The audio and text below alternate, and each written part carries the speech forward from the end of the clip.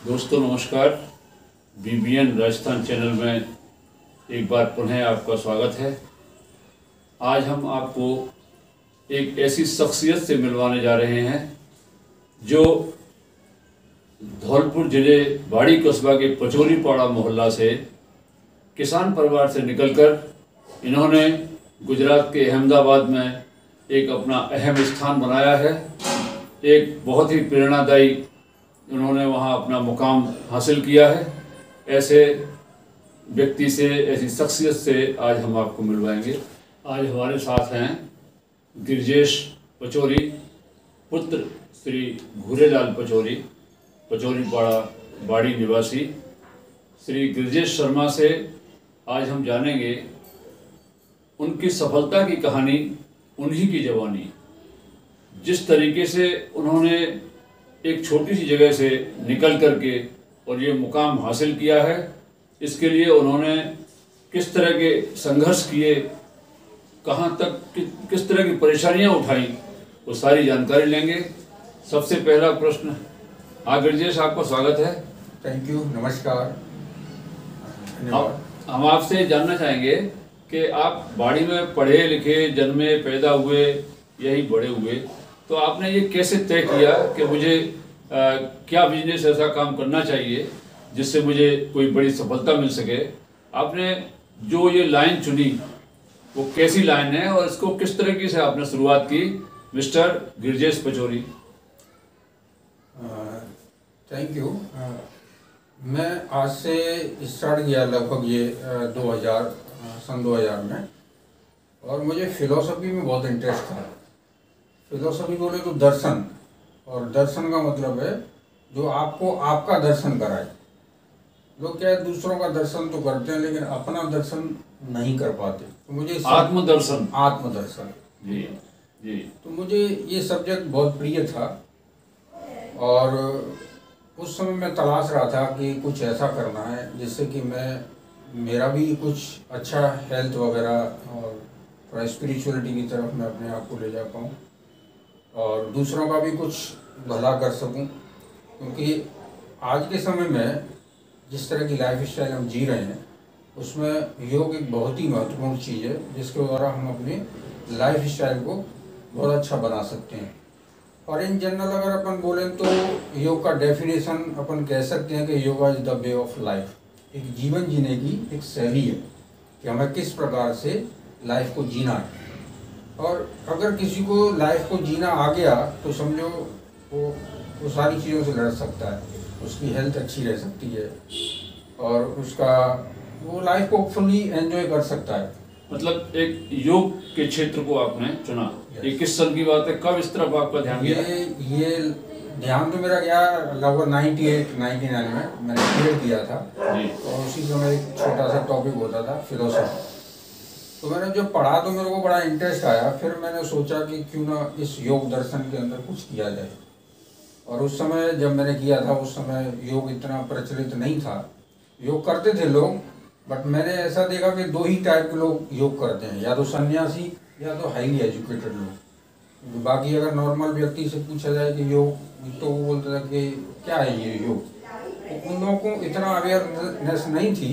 लेकिन बाद में जैसे जैसे मीडिया आया, टीवी चैनल शुरू हुए, तो लोगों में योग के प्रति अवेयरनेस भी पैदा हुई। लेकिन मैं उस समय स्टार्ट किया जब लोगों में ये सब चीज़ें एक माध्यम नहीं थे। आज तो आप इस चैनल के द्वारा लोगों को बहुत सही प्रेरणादायक कार्यक्रम दिखा रहे हो, लोगों को प्रेरित कर रहे हो, और उस समय ऐसा नहीं था। तो हम वर्कशॉप करके और इस तरह के कार्यक्रमों के द्वारा ही लोगों के अंदर एक मोटिवेशन योग के कार्यक्रम किया करते थे।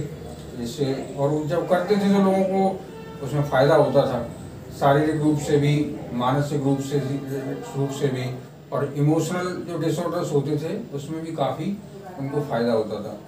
तो धीरे धीरे लोगों की जागरूकता बढ़ने लगी और हमको भी बड़ा अच्छा लगने लगा कि ये कर्म का कर्म और धर्म का धर्म, क्यों ना इसको एक प्रोफेशन की तरह से लाइफ में लिया जाए। तो ये आपने 99 में शुरू किया था। उस समय विचार करना शुरू कर दिया कि मुझे ये काम करना है, प्रोफेशन के रूप में मुझे योग के क्षेत्र को अपनाना है। तो उस समय योग गुरु बाबा रामदेव की शायद उतनी जानकारी देश में नहीं थी। हाँ थी, बट इतना नहीं था। हाँ, अभी आज जैसा नहीं था। उसके बाद जब आपने ये तय कर लिया कि मुझे योग के क्षेत्र को ही अपना प्रोफेशन बनाना है, व्यवसाय बनाना है, उसके बाद आपने किस तरीके से स्ट्रगल किया और कैसे आप गुजरात के अहमदाबाद तक पहुंच गए? फिर उसके बाद जब मेरा इस क्षेत्र में इंटरेस्ट जागा तो फिर मैंने सोचा कि क्यों ना इसका कोई प्रोफेशनल कोर्स किया जाए जो कि वर्ल्ड वाइड रिकॉग्नाइज हो। और उसके लिए मैंने जानकारी की तो फिर पता चला कि वर्ल्ड का बेस्ट योगा इंस्टीट्यूट है लोनावाला के अंदर, जो महाराष्ट्र में स्थित है। और वो वर्ल्ड में सबसे पहले साइंटिफिक रिसर्च के बेस पर स्वामी कोवलानंद जी ने शुरू किया। मैंने वहाँ अप्लाई किया और उसमें मेरे को एडमिशन लकीली मिल गया। और वो एक रेजिडेंशियल प्रोग्राम था जिसमें 1 साल वहाँ रहना था। और मैंने वहाँ एडमिशन लिया और फुल टाइम वो कोर्स किया। और वो मेरी लाइफ का एक गोल्डन टाइम था जिसने मेरी पूरी लाइफ को चेंज कर दिया। और वहाँ में मेरे को लकीली बहुत विद्वान गुरु मिले जिनसे मेरे को योग के बारे में शिक्षा मिली और उसको मैंने आत्मसात किया, मेरे जीवन में भी जितना हो सका उतारा। और फिर उसको मैंने वहाँ से मैं कोर्स करके निकला। फिर मैंने फर्स्ट टाइम आगरा सिटी के अंदर योगा टीचिंग स्टार्ट की और बड़ा नई चीज़ थी मेरे लिए भी और लोगों के लिए भी। तो बट गुरुओं का जो ज्ञान था वो अच्छे से लिया और कॉन्फिडेंस भी इतना पैदा हुआ कि नहीं अपन कुछ कर सकते हैं इसके अंदर। और धीरे धीरे शुरू किया तो लोगों को बहुत आनंद आने लगा। 4 लोग 5 लोग से 50 लोग हुए, 50 से 100 हुए और धीरे धीरे हम उसमें आगे बढ़ते गए। आपका कहने का मतलब ये है कि महाराष्ट्र में 1 वर्ष की ट्रेनिंग करने के बाद आपको इसमें अच्छा अनुभव प्राप्त हुआ, योग्यता प्राप्त हुई और एक कॉन्फिडेंस प्राप्त हुआ। yes. तो उसके बाद आपने आगरा में शुरुआत की। yes. तो आगरा में कितने समय रहे और फिर उसके बाद कहाँ कैसे क्या किया? आगरा में रूप रानी योगा एंड नेचुरोपैथी सेंटर है, बहुत ही अच्छा सिकंदरा में सेंटर बनाया हुआ है डॉक्टर अरुण चतुर्वेदी ने। तो मैंने वहाँ 4 से 5 साल लगभग काम किया। और उसके बाद फिर एक मिनिस्ट्री ऑफ HRD का एक प्रोजेक्ट चलता था नवोदय विद्यालय के अंदर। तो उसमें लगभग मैंने 2-3 साल काम किया जिसमें पूरे ऑल ओवर इंडिया के अंदर मैं टीचर्स को और स्टूडेंट्स को वहाँ पे योग सिखाता था, प्रैक्टिकल एंड थियोरी। उसके बाद में फिर मेरे को लगा कि कुछ और करना है और इसका ज़रूरत और है लोगों को, मेरे को एक जगह रुकना नहीं था। फिर मेरे को एक अपॉर्चुनिटी मिली अहमदाबाद के अंदर। और अहमदाबाद एक बहुत ही बड़ी सिटी है और सुख सुविधाओं से पूर्ण है। और वहाँ पे मुझे एक गुजरात का एक नंबर 1 क्लब जिसको कर्णावती क्लब बोलते हैं, वहाँ मेरे को मौका मिला। वहाँ मैंने योग टीचिंग स्टार्ट की, लोगों को प्रशिक्षित किया, लोगों को बहुत फ़ायदा हुआ। और फिर वहाँ से मैं एक और फिर गुजरात का बहुत ही पॉपुलर राजपथ क्लब, तो वहाँ मैंने योगा टीचिंग करवाया। उसके बीच में फिर मेरे को बाहर जाने का, इंडिया से बाहर जाने का भी मौका मिला। तो मैं एक अफ्रीकन कंट्रीज है अंगोला, उसके अंदर मैंने योगा टीचिंग के लिए गया। वहाँ पे मैंने कुछ समय टीचिंग की। तो बाहर भी लोगों ने योग को बहुत सराहा और उसका लाभ लिया। वापस फिर मैं अहमदाबाद आया। फिर मैंने वहाँ पे लोगों की इच्छा थी कि आप सर कोई सेंटर डालिए जहाँ पे और लोगों को आप अधिक से अधिक प्रशिक्षित कर सको। तो मैंने मेरे खुद का एक सेंटर एस्टैब्लिश किया जिसका नाम है केवल योगशाला। और आज उसकी गुरुओं की कृपा से, बुजुर्गों की कृपा से एक मैंने दूसरी ब्रांच भी अभी दशहरा को ओपन की है, जो कि अहमदाबाद के एक बहुत ही पॉश एरिया में उसको बनाया है मैंने।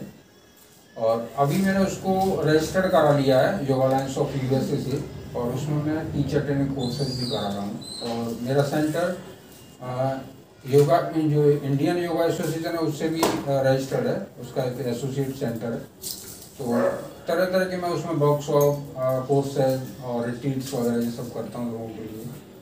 और अभी मेरे साथ 7 से 8 टीचर भी हैं जो मेरे को हेल्प कर रहे हैं उसमें और मेरे साथ काम कर रहे हैं। और दिनों दिन उसमें काफ़ी उन्नति हो रही है और मेरे को बहुत अच्छा अनुभव हो रहा है और लोगों को भी अच्छा अनुभव हो रहा है। बहुत अच्छी बात है गिरिजेश जी, आपने अहमदाबाद में जाके एक अच्छा मुकाम बनाया और इस समय आपके दो योगा सेंटर वहाँ चल रहे हैं जहाँ लोगों को योग करवाते भी हैं और योग सिखाते भी हैं। अब आपके इस समय आपको इतना समय हो गया इस क्षेत्र में कार्य करते हुए, आप देश के युवाओं के लिए या बुजुर्गों के लिए या सारे समाज के लिए योग टीचर होने के नाते आप क्या संदेश देना चाहेंगे? देखिए, शास्त्रों में ऐसा कहा गया है कि पहला सुख निरोगी काया, और ये बहुत ही सटीक बात बोली है शास्त्रों में अपने ऋषि मुनियों ने, अपने विद्वान पूर्वजों ने, कि पहला सुख निरोगी काया। अगर आपका शरीर निरोगी है तो उससे बड़ा सुखी और धनी इंसान कोई नहीं है। और योग इस क्षेत्र में एक बहुत बड़ा रोल अदा करता है। योग का अपन बोले तो what is the aim and object of yoga, तो अपन कह सकते हैं कि physically fit, mentally alert and emotionally balance. Yoga का काम क्या है? फिजिकल फिटनेस को अच्छा रखना, मेंटली आपको अलर्ट रखने का, अटेंशन, कोई भी काम को आप फोकस्ड माइंड से कर सको, माइंडफुल होकर के कर सको, आपका कंसंट्रेशन बहुत अच्छा रहे, मेमोरी आपका बहुत अच्छा रहे। तीसरा है इमोशनली बैलेंस, क्योंकि टाइम भी ऐसा है और कभी आदमी इंसान क्या है कि इमोशनल पर्सन है, कभी कभार उसके इमोशंस भी डिस्टर्ब होते हैं। तो योग के माध्यम से हम तीनों लेवल पर काम कर सकते हैं। बाकी और कोई ऐसी पद्धति नहीं है जिसके द्वारा आप इन तीनों चीज़ों को बैलेंस कर सको। अगर आप जिम एक्सरसाइज कर जो केवल मसल्स के लेवल पर काम कर सकते हैं, जिसको अपन बोलते हैं वर्कआउट। जिम अगर कोई जाता है तो क्या बोलोगे? वर्कआउट, ठीक है, तो क्या आउटर लेवल पर आप काम कर रहे हो।